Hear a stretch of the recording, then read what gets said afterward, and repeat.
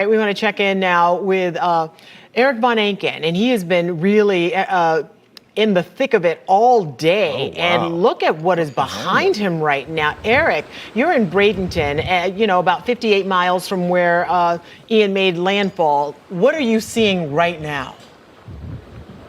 Yeah, Ginger, Matt, so we worked our way up the riverfront, so heading west here in Manatee County. That's the I-75 bridge way in the distance there, so that's heading north. The reason we ventured out from our enclosed spot is because it seemed that the wind was calming down, and it has just a little bit. And as bad as this looks, this is actually better than it has been. Jeff, I can't see you. Move over that way. I'm sorry. So Jeff's trying to take shelter behind the truck. The good news about this spot is as we walk down the riverfront here, nothing is coming at us because the river is off to my right. So, there's nothing blowing, no debris flying through the air.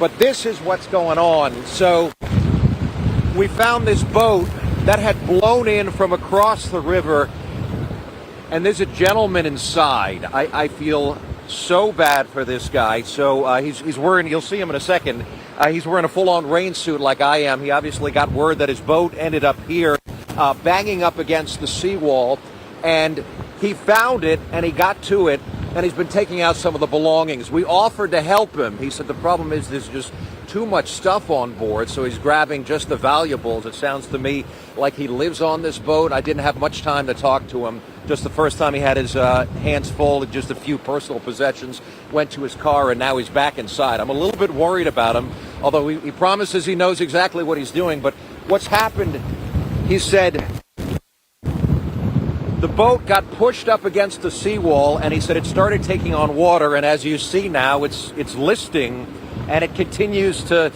bang up against the seawall. There's water. Is still running, but what he's telling me, it's not working quickly enough to pump the water out. And how did this happen? Actually, you know what? There's a line here. There's a dock line.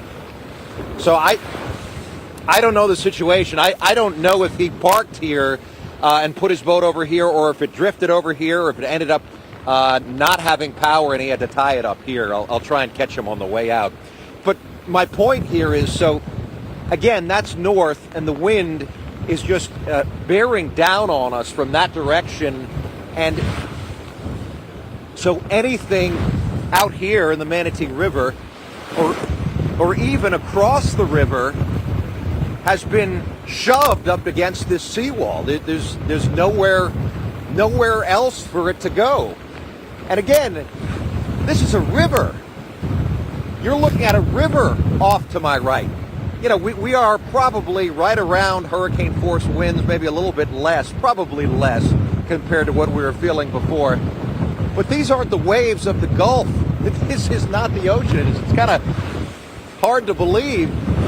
But what's happening is, so now the water has returned. Remember, we talked about the storm in the early hours this morning and late last night, starting to pull the water out of this area, away from the Gulf Coast and out into the ocean, and now it's back. And I don't want to say back with a vengeance, because it's not like we're having a whole lot of storm surge. I mean, for what they were predicting, 12 to 16 feet of storm surge, we expected this to be up over my head. I mean, Erik, please come in. Come closer to us, please, Erik. You're making us nervous, Erik. You are doing a fantastic job out there, but man, that looks violent right now. I appreciate that, guys. Again, the wind's blowing this direction. There's no, if you're watching at home, trust me, Jim Cantore is in a lot worse shape than I have been in all day long. The wind is blowing us this way. So, I mean, again, and it's not even a strong wind. It's just that it's churned up these waves so much that it's banging these waves into the seawall. And, I mean, you see how it is on windy days when the tide is high. The waves crash against the seawall, and then they blow over like this. So we're not in risk of falling into the river. Trust me, there's absolutely nothing pushing us this way. Everything is pushing us this way, and it's not even that strong. My point is this, though. I'm gonna let the boat shelter me. So this is really the big concern in a storm, right? The wind and the waves and flooding. And so it is so powerful, and this river isn't that big. It's not that wide across. And, you know, in this case, it's protected, at least this section, by a boardwalk, a little ramp that goes out. And yet it's got such force that this is what it's doing. So can you imagine these folks? And so, you know, there's condos all up and down the Riverwalk here. Can you imagine these folks who were staying, hearing these reports of predictions, seawalls not being able to stop the water and storm surge? Hold on. I got it. He's, we got scuba tanks here. I'm gonna, obviously. Wow. Okay, that Eric's is audio. something else, yeah. We're gonna stick with this here. Eric's audio is kind of coming in and out because he's Yeah. a bit far away, and his microphone is no doubt soaked right now. And but- he actually is helping this guy because, you know, he understands what's happening here. And that you think that is the ocean you're seeing behind him because of the river. way it's a When river. he told us that, I It was is stunned. And I also realize that we have differing opinions of what strong is. Yes. Let's listen. I'm a wreck because my boat I've been working on for 3 years is now completely demolished. So, The boat you've been working on for 3 years. yeah. Was it tied up here? No, it was tied up out there, and the anchor lines broke because of the hurricane. It came over here. I tied it up here, put all the bumpers out, and she was fine. I thought she would ride out the storm here, but the winds were just too big. They came in and they overpowered the vents on the other side, and just started to slowly fill up the boat. So it was moored out there? Yes. Okay, so it was out there, and it broke loose, and I saw the anchor lines, and I kind of figured that maybe you might have tied it up here. Correct. But you didn't expect this to happen, of course. No. I've never been in a hurricane before. I'm from Michigan. Wow. So I bought this boat, I retired, and this was my retirement. And now it's, I spent 3 years and $50,000 just in repairs. It was just about done. I am so sorry. What do you got in? You got everything in here then? It's all my tools. I mean, I was coming out here in the summer or in the winter and working on it for the whole winter. So I had all clothes and it was fully. I mean, all brand new appliances, brand new flooring. I just did a $12,000 convertible top, brand new. I took it off 2 days ago to save the top, and now I have a $12,000 convertible top with no boat to put it on. This boat's a total loss. I mean, I redid both motors, completely redid everything on the bottom, redid the generator. I spent 3 years and $30,000. What is your name, sir? My name is John. John, nice to meet you, John. I'm Eric. Nice to meet you. Pleasure. I got to tell you, John, clearly this means a lot to you. If you're out here at night in the middle of a storm trying to take care of it. Yeah, it breaks my heart. My generator just ran out of gas, so now I'm not pumping any more water out. That was the bilge that we were seeing. My generator was running. That was the only thing I was trying to keep it, hoping the storm would die down enough the pump would keep pumping it out faster than it was coming in, and it eventually would have refloated, but I didn't bring any more gas with me, and there's no gas stations open, so now I'm at the mercy of the sea. I'm going to see what we can do. We may have an extra tank that we use for our generator. We're going to see if we can hook you up here. The generator's about sideways. I don't even know if it will run like that. I got to probably pull the generator off and put it on the ground. But I have it chained to the boat.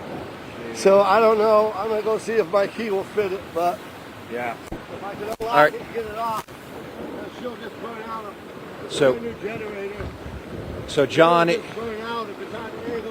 Oh gosh. Okay, so what John is explaining, guys, is the generator is at the front of his boat, and he chained it down, one, so nobody would take it, but two, more than anything, so it wouldn't fall overboard. And now he's in the tough position of trying to get it somewhere closer so he can, it sounds like, hook up his pump, run the generator and hook up his pump to try and get some of the water out of it. Are you feeling like, John, if you could get... All right. He's saying... Okay. My 12 volt won't work. The only thing that will Okay, he's saying it's not. He's saying it's not going to work. Gosh, what an awful situation. And the truth, guys, is this is one example. I mean, you know, we're seeing some of the pictures from down south. We're going to be there in the morning, and again, which is not far from us, 58 miles from where we are. And the barrier island totally underwater, and we know there's flooding in parts of Collier and parts of Lee County, Fort Myers, where this came ashore. We know boats have been tossed around. We showed you one earlier right in the harbor here along the riverfront in Bradenton. Lots of people are going to wake up tomorrow in this same situation, except John, man, is dealing with it right now. You know, he knows exactly what he's in for, and he's trying to make the best of it, but there's only so much he can do. You want me to get that? The wind got it. So, anyway. Yeah. Matt, Ginger. All right, Eric. Man, Eric. it really does bring the whole thing. Yeah. It makes it real for you when you see does. that is one man, John, who we appreciate him opening up to us Yeah. in the middle of that craziness. Eric, great work getting Yeah. that.